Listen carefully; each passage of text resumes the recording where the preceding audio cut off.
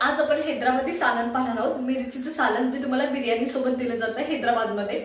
पण तेच सालन भाकरी, भात आणि पोळी किंवा रोटी सोबत अप्रतिम लागतं. तेच मिरचीचं सालन पाहणार आहोत आपण. तर चला सुरू करूया.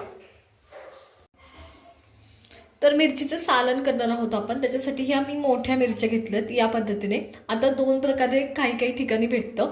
तर काही ठिकाणी या मिरचीचे 3 खाप केले जातात. आता आपण तसं करणार नाहीये. या मिरचीला मधून कट मारून घेणार आहे आणि एवढंच करणार आहे. तुम्हाला हवं असेल तर तुम्ही याचे 3 किंवा 2 तुकडे सुद्धा करू शकतात. मी इथून कट केले तसं. तर चला, हे मिरची मी अशीच कट करून घेते.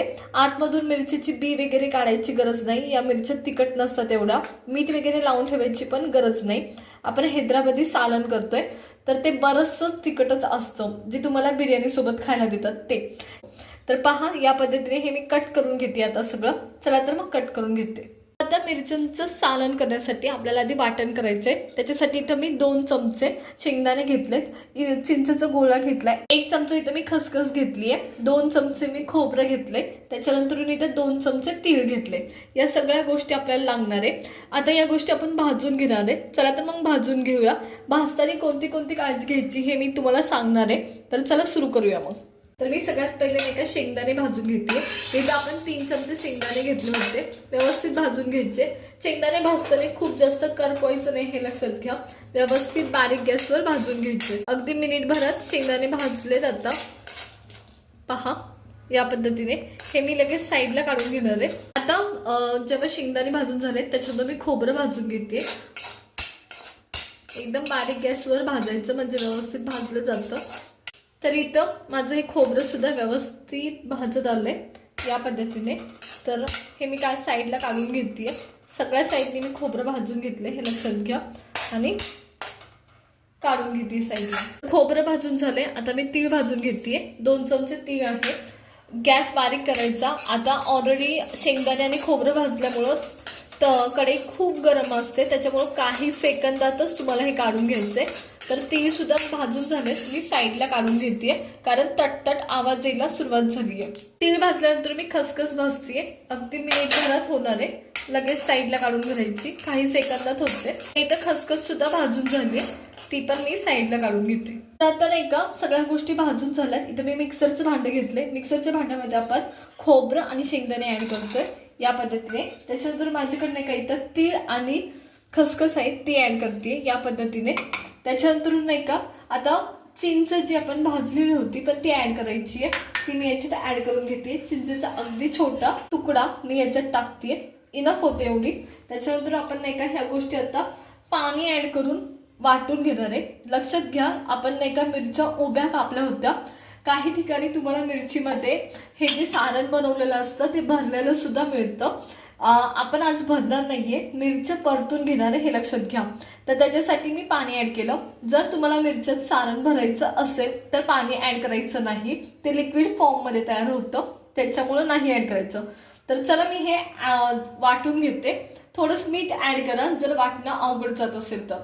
तर आता नाही का इथं हे वाटण माझं तयार झालंय या पद्धतीने. आता मी तुम्हाला दाखवते याचं थिकनेस कसं आहे. पूर्ण हे ना मऊ स्मूथ आहे या पद्धतीने हवं. तर चला आता आपण बनवायला सुरुवात करूया. तरी मी तर तेल घेतले. तेल व्यवस्थित गरम झालंय. त्याच्यानंतर मी मोहरी टाकतीये, अर्धा चमचा मोहरी व्यवस्थित तडतडू द्यायची. त्याच्यानंतर मी जिरी टाकतीये.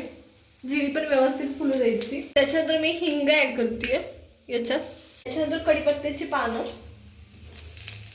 एक 4-5 कढीपत्त्याची पानं इनफ होतात ती. त्याच्यानंतर खिसलेला अद्रक आणि खिसलेला लसूण या रेसिपीमध्ये पेस्ट करून नाही टाकायचं हे लक्षात घ्या. आता ह्या सगळ्या गोष्टींना परतून घ्यायचं व्यवस्थित 1 मिनिटभरासाठी.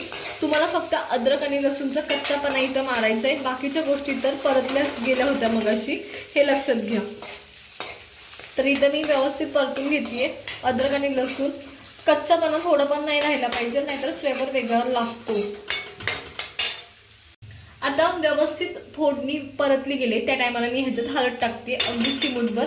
आता हे व्यवस्थित मिक्स करून घ्यायचं हळद. आणि आपल्या मिरच्या होत्या ज्या कट करून ठेवल्यात ना त्या याच्यात व्यवस्थित परतून घ्यायचं. जोपर्यंत व्यवस्थित परतल्या जात नाही तोपर्यंत पुढची कोणतीच प्रोसेस करायची नाही. तर चला 1 मिनिटभर परतून घ्यायचा. पांढरे डाग दिसायला सुरुवात होतात मिरच्यांना. खाली वर करत राहायचं सारख्या. मिरची ना हे व्यवस्थित परतली गेली आहे. मी तुम्हाला दाखवते कसे पांढरे लागते. तर या मिरचीला पहा कसे पडले, तसं सगळ्या मिरच्यांना पडतात. तर हे असं व्यवस्थित झालं की आपला जो चमचा आहे गॅस बंद करून टाका, फोडणी पुढे जाते नाही तर हे लक्षात घ्या. तर चमचा घ्यायचा, त्याच्यात बाकीचे मसाले ॲड करायला सुरुवात करायची. लाल मिरची पावडर ॲड केली सगळ्यात पहिले, पावडर टाकली, त्याच्यातून गरम मसाला ॲड करते मी. आता मी याच्यात नाही का फक्त धनेपूड टाकते. तुमच्याकडे असेल तर जिरीपूड पण ॲड करायची, हे लक्षात घ्या. तर मी इथं धनेपूड ॲड करते. जिरी मी ऑलरेडी टाकली होती, पण जिरीपूड जरी तुम्हाला टाकायची असेल तरी चालते. आणि फोडणीत आपण मेथी टाकलेली होती, मेथीचे दाणे टाकलेले होते. तर 4 मोजून फक्त 4 मेथीचे दाणे टाकायचे जर तुम्हाला टाकायचे असतील तर, नाहीतर कडू येते जास्त टाकल्यावर. तर आता हे मी मसाला सगळा मिक्स केलाय तेलात करपू द्यायचा नाही, याच्यासाठीच आपण आधी गॅस बंद केलता, हे लक्षात घ्या. आणि व्यवस्थित हे मिरच्या खाली वर करायच्या मसाल्यामध्ये. तर बघा मिरच्यामध्ये व्यवस्थित मसाला लागलाय मिरच्यांना. आता काय करायचं, आपण जे वाटण घेतलं होतं ते ऍड करायचं. तर इथे हे माझ्याकडे वाटण आहे ते ऍड करून घेते. आता हे सगळं वाटण ऍड करून घेते मी या पद्धतीने. वाटण व्यवस्थित खालीवर करायचं, 1 मिनिट भर परतून घ्यायचं, जोपर्यंत तुमच्या वाटणाला तेल सुटत नाही तोपर्यंत. तर चला मी हे परतून घेते एकदम व्यवस्थित. आता गॅस बारीक ठेवायचा, गॅस खूप मोठा नाही करायचा, मीडियम गॅसवर तुम्ही हे परतून घ्यायचे कंटिन्युअसली हलवत. जर तुम्ही हे वाटण मध्ये सोडलं तर ह्याच्यात आपण शेंगदाणे टाकलेले असतात, त्याच्यामुळे वाटण करपण्याची शक्यता असते, हे लक्षात घ्या. तर आता तुम्हाला दिसत असेल याला बरंचसं तेल सुटले. तर पहा इथे तुम्हाला तेल दिसत असेल, खूप तेल सुटले याला. जोपर्यंत तुमचं तेल सुटत नाही तोपर्यंत बाकीचं काहीच ऍड करायचं नाही. आता आपल्याला पाणी ऍड करायचंय, तर मी इथं पाणी ऍड करते. आता याच्यात ना पाणी खूप जास्त ऍड करायचं, आपल्याला हे आटून भाजी शिजून घ्यायची, हे लक्षात घ्या. तर मी आता 1 ग्लास ऍड केले टोटल. आणि बघा खूप थिक आहे, खूप म्हणजे खूप थिक आहे. तर आणखी 1 ग्लास मी पाणी ऍड करणार याच्यात. तर आधी 1 ग्लास पाणी ऍड केलं आणि आणखी 1 ग्लास पाणी ऍड करते. तर आता गॅस मोठा करायचा आणि उकळी आणून घ्यायची ह्याला व्यवस्थित. आधी मोठ्या गॅसवरच उकळी आणायची. हवं असेल थिकनेस खूप जास्त असेल तर आणखी पाणी तुम्हाला गरजेनुसार ऍड केलं. म्हणजे मी टोटल 2 ग्लास केले, तुम्ही 2.5 ग्लास पाणी ऍड केलं गरज वाटली तरी सुद्धा चालतं, हे लक्षात घ्या. आणि या मिरच्यांमध्ये सुद्धा आपलं वाटण गेलेलं असतं आणि याला आपण बारीक गॅसवर परत शिजून घेणार आहे, तोपर्यंत सुद्धा त्याच्यात वाटण जातं. त्याच्यामुळे सुरुवातीला आपण मिरच्या भरल्या नाही, पण बऱ्याच ठिकाणी या मिरच्या त्याच वाटणाने भरलेले सुद्धा असतात. तर आता 1 उकळी आणूया ह्याला व्यवस्थित. याला उकळी यायला सुरुवात झाली आणि उकळी आली आहे सुद्धा. त्या टायमाला मी चवीनुसार मीठ टाकायचे. तर तुम्ही जर वाटणात टाकलं असेल तर ते लक्षात घेऊन टाकायचं, हे लक्षात घ्या. किंवा आधी चाखून पहा किती मीठ आहे, वाटणात टाकलं असेल तर मग कमी टाकायचं. आता मी पुरेसं मीठ टाकले. आता काय करायचं, याला उकळी आली आहे याला, ह्या भाजीला. आता हे ना बारीक गॅस करून तुम्ही तुमची कामं करू शकता 10 मिनिटासाठी. 10 मिनिटांनी किंवा 7-8 मिनिटांनी यायचं, चेक करायचं कशी झाली आहे. आणि याचं पाणी ना बरंचसं आटलेलं असतं आणि भाजीला थिकनेस आलेला असतो, हे लक्षात घ्या. आणि त्याच्यानंतरून आपल्याला पुढची प्रोसेस काय करायची मी तुम्हाला सांगणार आहे. तर चला आता वाट पाहूया 10 मिनिटं. बारीक गॅसवर भाजी शिजू द्यायची. जे आपण मसाले टाकलेत त्याचा ओरिजिनल तेल सुटायला सुरुवात होते त्याच टायमाला, जेव्हा भाजी बारीक गॅसवर शिजते आणि व्यवस्थित कलर सुद्धा भाजीला येतो. आता आपण शेंगदाण्याचं कूट, तीळ, खोबरं टाकलंय, त्याच्यामुळे बराचसा व्हाईट कलर तुमच्या भाजीला दिसत असतो. पण जसं जसं भाजी शिजत जाते तसा तसा योग्य कलर यायला सुरुवात होते. तर चला ती शिजवून घेऊया भाजी. आता 8 मिनिटांनी परत पाहूया. आता जवळजवळ नाही का 7 ते 8 मिनिटं झालेत आणि मगाशी आपली ना भाजी इथून सुरू झाली तर बरीचशी कमी झाली, पण थिकनेस हवा तसा आला नाही आपल्याला.